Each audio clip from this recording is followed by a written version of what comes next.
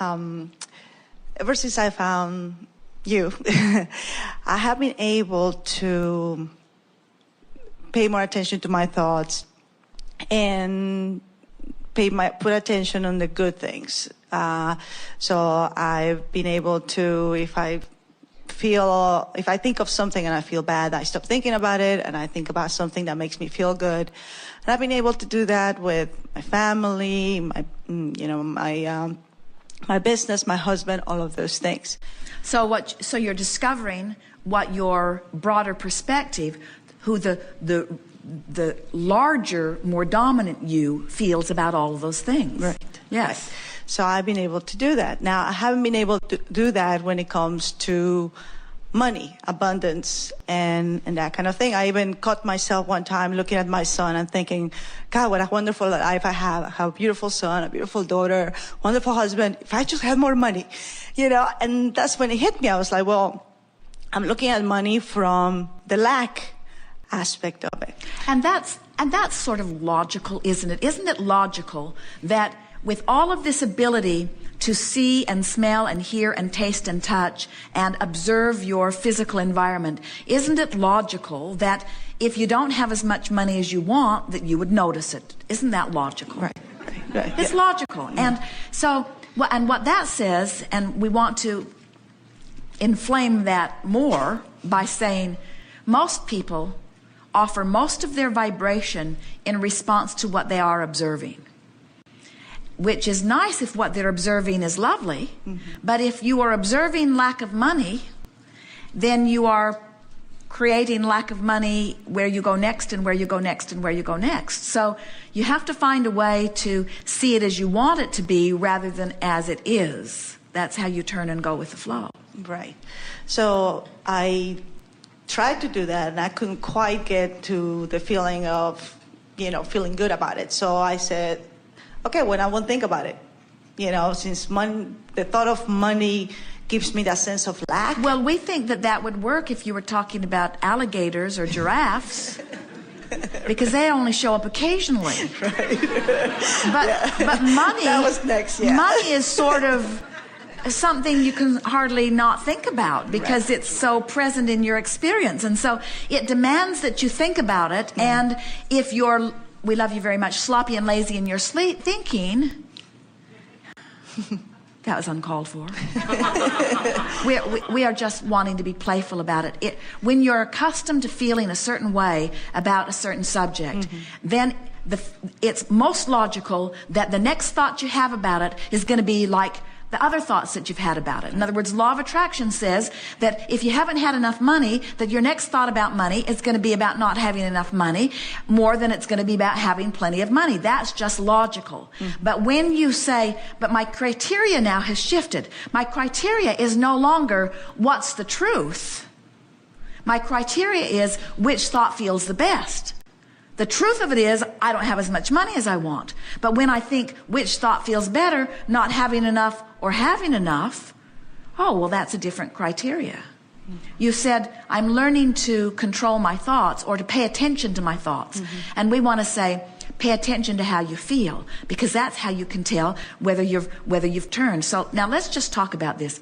We want you to isolate the subject of money, abundance, dollars, things that you can buy with dollars, and we want you to just talk about those things in a sort of stream to us. Just let it roll out of you, not trying to make anything happen. Just talk about dollars in relationship to filling your car up, in terms of giving your kids money, in terms of buying the things that you want for yourself, in terms of your house. In other words, just talk about money, money, money, money, money with us for a little bit. And we want to just playfully show you which way you're going in the stream as you talk about it. And don't try to make it the way you think we want you to make it.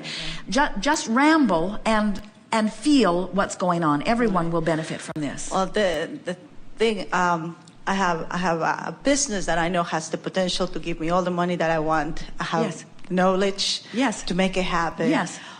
But I feel like I'm blocking it somehow. I don't know if it's my beliefs about money. Oh, you think maybe? Or things that are making me resist. But it's all there. It's all set up. Like I said, I got the knowledge, I got the business. It's just a matter of working it and getting it to to I don't know, just work. Okay. The working part sort of turned the canoe around. Yeah, because I don't feel like I have enough time. I work at home, so I have 2 little children, and I spend a little time with them. And so I feel that if I worked longer hours, then I would get there faster. But okay, let's go back. All right, now talk about money other than in relationship to the business. Now, there's just talk about money in general. Mm-hmm. So you're leaving. I'm getting up in the morning. And just give us the short version of your life as money fits into it. I wake up in the morning and I wonder what the sales were. I have an internet business, so when I wake up, I see how much money I made overnight. Sometimes they're really good numbers, and so I'm excited about them. And I believe again that it can happen, but I'm always afraid to look at the numbers because I'm always afraid. We almost turned around, but we could feel that coming. It seems like no matter how good one day is, immediately I'm afraid of the next day to see if it's going to be another good day. Now, is there anything that you can talk about besides your business relative to money? In other words, we've already established that that's in the toilet. Right. That's not. Talk to us about money, and because the business is about more than the money, but the money is a big part of it, and you're wanting, and you see money flowing from that. But talk to us about, so what's your day like other than that? So talk to us about how. So you go to the grocery store. I don't feel during my day. I don't feel a lack of money.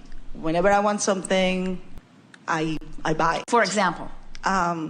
If my kid wants a Power Ranger, I get him a Power Ranger, and I don't feel bad about it. I don't feel like I just wasted money or anything like that. What else?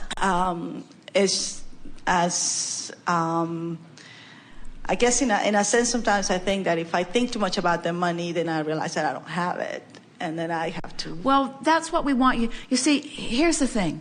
Our friend has been convinced, or has heard of those who are convinced, that someone's put a spell on him that is keeping him from something that he wants. And we're wanting to demonstrate that this is how the spell gets put on you, and that you just keep it going by just saying the things you've always said instead of saying the things that feel better. And what we want to impress upon you is that you can get up and you can look at the reality of the internet sales, and you can let whatever happened in the night set the course for how you feel, or you can sit at your table over something nice to drink and imagine how lovely it is as your business is getting better and better and better. In other words, you can set the course of your thoughts, or you can follow the course that you've already set. So what we were wanting to extract from you is something like, so I get up and I realize that I'm on my way and I'm going to take the kids, and everybody gets in the car, and I stand there and I feel appreciation for this nice vehicle that we have. And it's so nice that we have air conditioning and a comfortable place for everyone to sit, and I can't help but notice the abundance of my life, not only in the beauty of my children, but in the way that we are living. We live a very nice lifestyle.